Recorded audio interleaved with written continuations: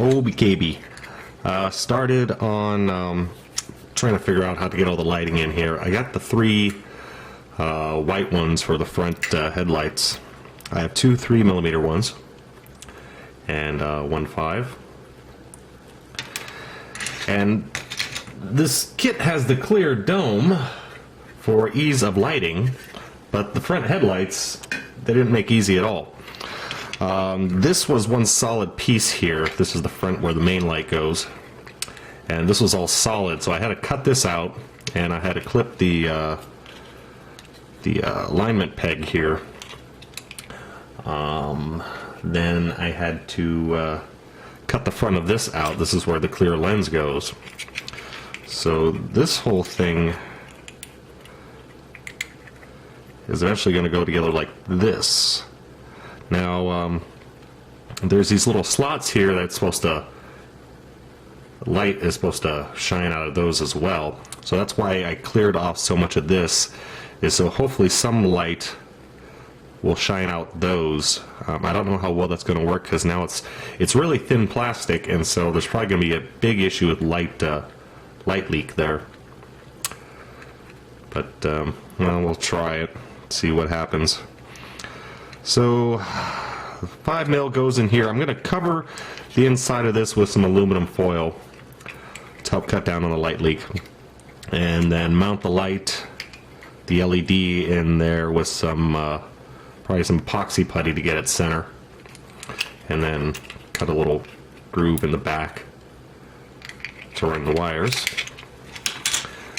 And basically the same issue with the two smaller lights, drilled holes. These don't have to be as big because there's no ring of lights around the outside that needs to be lit. And I got two holes here for running the wires through. And then I had to cut out. This is actually where the clear lens goes. This piece goes together like this, so I had to drill this out as well, and then drill these two out. So a lot of drilling in order to get the lights to work. Once I get this together, I should have an idea about how and where to get the my purple LED strip placed, and what I need to cut. Now this hood here, from what I could tell, serves no actual purpose. I don't know why I need to install this, because you can't see it. It's all going to be covered up by this. So I don't know what purpose it serves. I think I could just leave this off entirely, and then mount this in like so. So that somewhat takes care of the problem with this thing blocking these window areas here where the light needs to shine through.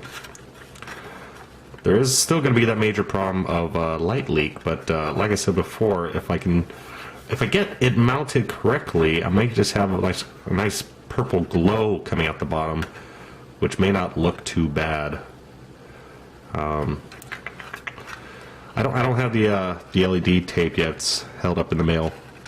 So once I get that and insert it and see how bright it actually is, I'll have an idea of where to mount it. See, I can either do it as a ring here facing out, or mount it along here shining down, or I even thought about like putting it here, having shine up, and then covering this with aluminum foil so I get a nice reflection. So you just have the aura, light aura glowing through these. Like I said, I don't have it in the mail, so I just have to wait and figure it out. And then for putting all this together, I'm hoping I could just put magnets, trim this down here and here, put magnets in their places, and then this mounting joint here. I'll probably break these two off maybe, or I'd probably leave two and just replace this area and this area with magnets, and then hopefully I can just pop it off when I want to turn it on or need to fix something. That would be another benefit if I put the lights here. I won't have the issue of pulling it off and having a bunch of loose wires. I can just pull this off, turn it on, and then put this back on. Forgot to mention I also got this part figured out. What I ended up doing here is just opening up this slot here, so I essentially move this one back, and then I'm going to glue these into position here. I just can't figure out exactly if these are exactly correct. From the pictures, you know, it seems perfectly accurate. It's just weird because these don't follow the shape of this hip area here, and it's not like they can. I kept thinking if I move this whole thing back a whole bunch so it's here, you know, like these two pieces connect, but they're not supposed to. So as far as I can tell, I mean, this is pretty accurate. I really don't like the little pegs there, though. I wish you could hide them, but I don't think they're supposed to be hid. And these here, I think, are supposed to be out a little bit as well. But I think I'm going to glue them all the way in, just so from the front, the obvious views, you won't see them, because I think it looks better if they're hidden. So I need to glue this in, and then I'm going to put the legs on, because I got the legs all done. And then that is it for this half. I'm not going to glue the torso and the head hood portion together until the very end. Probably I'll paint them separately, but at least I got one part done here. Also, I need to put, hopefully I have the right size, I'm going to put magnets in the little suckers, so when I get it mounted on the base, I can pull it off as needed.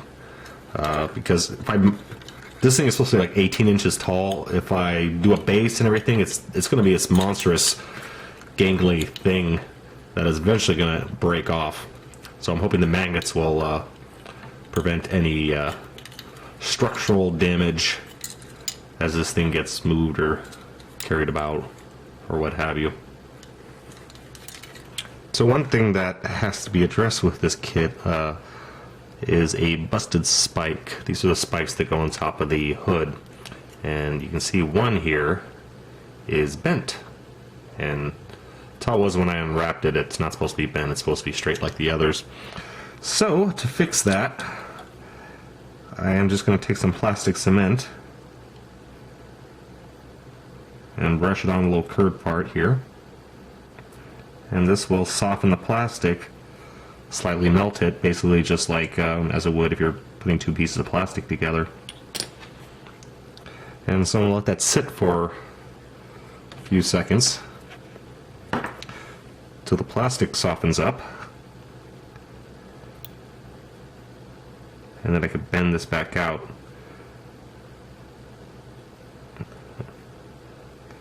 And this is actually a little thicker. This is going to be a little tedious to do. This will work. I'm probably going to have to get my tin axe out though instead, because tin axe is a lot stronger, and so it's going to do a better job of melting this, so I can carefully bend it back into place. You can also do this with heat, though I've never done that before. And also, since these things are, you know, thin spikes, I don't want to, you know, melt the spike itself. So yeah, I'm going to get out the tin axe and do this again, but it will work.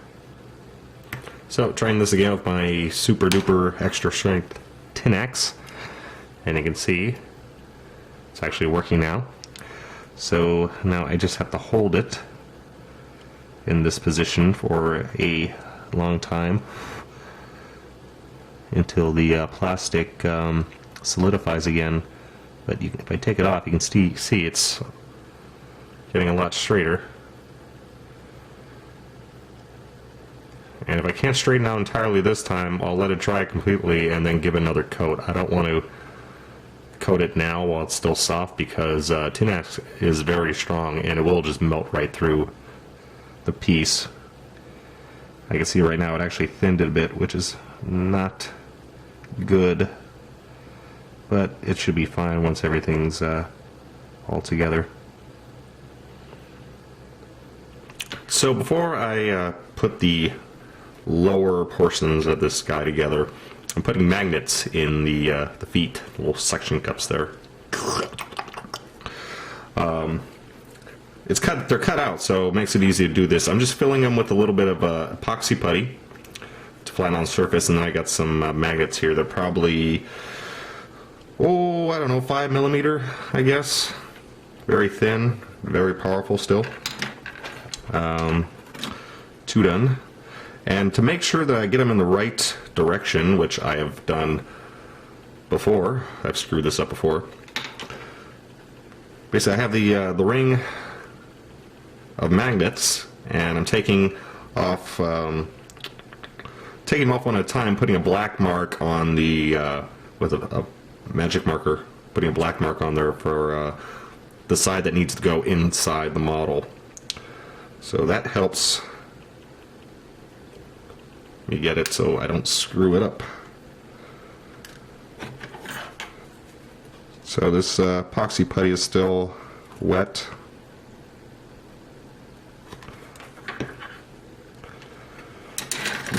Black mark side down.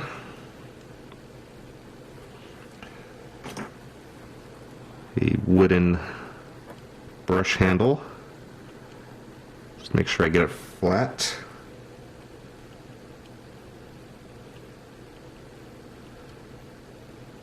And there you go. And repeat the process 9 times.